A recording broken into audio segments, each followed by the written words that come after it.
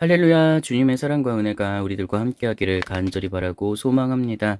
오늘 말씀의 제목은 영적 해이함을 일깨우고 다시 말씀 앞으로라는 제목입니다. 느헤미야 13장 10절에서 22절까지의 말씀인데요.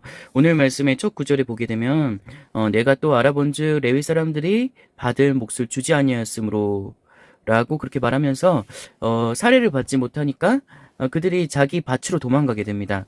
하나님의 일을 해야 될 레위 사람들이 그것을 하지 못하고 도망가는 걸 봤을 때, 좀 안타깝다라는 생각이 듭니다. 왜냐면은, 사람은 다 그렇잖아요. 어떤 소득이 있어야 무언가를 추진할 수 있고, 뭔가 진행을 할 수 있는데, 그러지 못했기 때문에, 이런 사건이 발생했음을 우리가 볼 수 있습니다.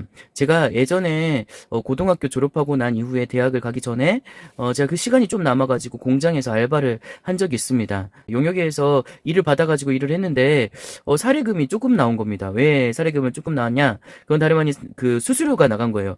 근데 수수료가 1, 2만 원이 아닌 걸 보면서 충격을 받게 됐습니다. 왜 내가 여기에서 일을 맡아서 했을까라는 생각이 들면서 마음에 상심이 되더라고요.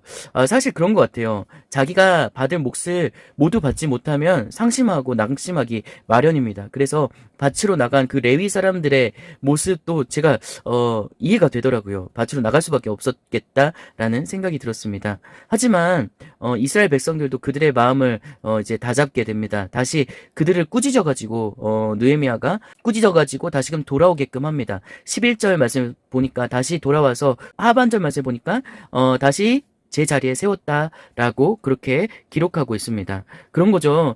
사례를 다시금 주겠다라고 하니까 다시 자리에 세울 수가 있었던 것을 볼 수 있습니다. 일할 때 하나님의 법칙이 있잖아요. 그 하나님의 법칙은 어떤 법칙이냐 하면은요. 심은 대로 거두는 법칙입니다. 일할 때 하나님께서 그 결과를 생각하게 만드시고 또 그에 합당한 소득을 얻게 하기 위하여서 씨를 뿌리라라고 그렇게 말씀해 주신 거죠. 그리고서 하나님의 방식대로 일을 처리하게끔 하시고 앞이 보이게끔 만들어 주시는 것입니다. 하지만 앞이 보이지 않으면 모든 것에 실망한 나머지 모든 것을 포기하게끔 만드는 것이죠. 그렇기 때문에 마음가짐을 어떻게 갖느냐, 충성심으로 하기도 하지만 그뿐 아니라 하나님의 법칙을 따라가는 것이 분명 필요하겠다. 그러면서 저도 한번 다짐하게 되었습니다. 앞으로의 나의 일생에, 앞으로의 내가 해야 될 모든 일들 가운데 그냥 맹목적으로 하는 것이 아니라 뭔가 이렇게 계획적으로 설계를 하면서 처리하겠다라는 생각을 감추지 못했습니다. 그래서 계속적으로 이런 부분들을 가지고 모든 삶을 설계하고 그리고 목회도 설계했으면 좋겠다라는 그런 생각을 가지게 되었습니다. 17절 말씀해 보니까 안식일을 범하는 일이 일어나게 됐습니다. 어떤 일이냐 하면은 안식일에 막 물건을 팔려고 장사꾼들이 오게 되는 것이죠. 그러면서 와서 물건을 팔려고 하는데 성문을 닫게 되었거든요. 일하면 안 된다. 주일날 그러니까 안식일날에 일하면 안 된다라고 말하면서 성문을 닫으니까 장사꾼들이 20절 말씀해 보니까 예루살렘 성에서 자게 되는, 성 밖에서 자게 되는 그런 사건들까지 일어나게 되었음을 볼 수 있습니다. 여러분, 일하는 거는 어쩔 수 없는 우리들의 어떤 삶에 있어서 뺄 수 없는 부분입니다. 하지만 그것뿐만 아니라 더 중요시 여겨야 할 게 무엇이냐 하면은요. 거룩함을 지키는 겁니다. 그리고 하나님께 예배 드리는 데에 충실하는 것이 먼저 필요한 것이지요. 하나님의 법칙과 하나님의 방식은 무엇이냐 하면은요. 주님의 기준점에 맞게 행동하는 것입니다.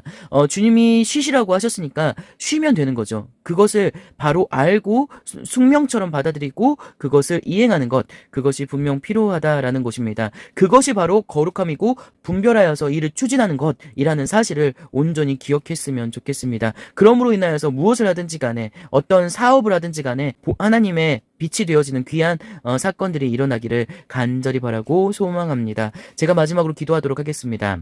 하나님 참 감사합니다. 정말 오늘 말씀을 통해서 거룩함에 대해서 배웠습니다. 그뿐 아니라 정말 직업의 영성이라고 해야 될까요? 직업의 영성에 대해서도 배워보았습니다. 정말 소득이 있어야 되고 하나님의 방식대로 일을 추진해 나가야 된다라는 사실 또한 배웠습니다. 그냥 살아가는 것이 아니라 하나님의 뜻에 맞게 살아가고 또 일을 실천할 수 있는 저와 우리들이 될 수 있도록 아버지 지켜주시옵소서. 참 감사드리며 살아계신 우리 주 예수 그리스도 이름으로 기도드립니다.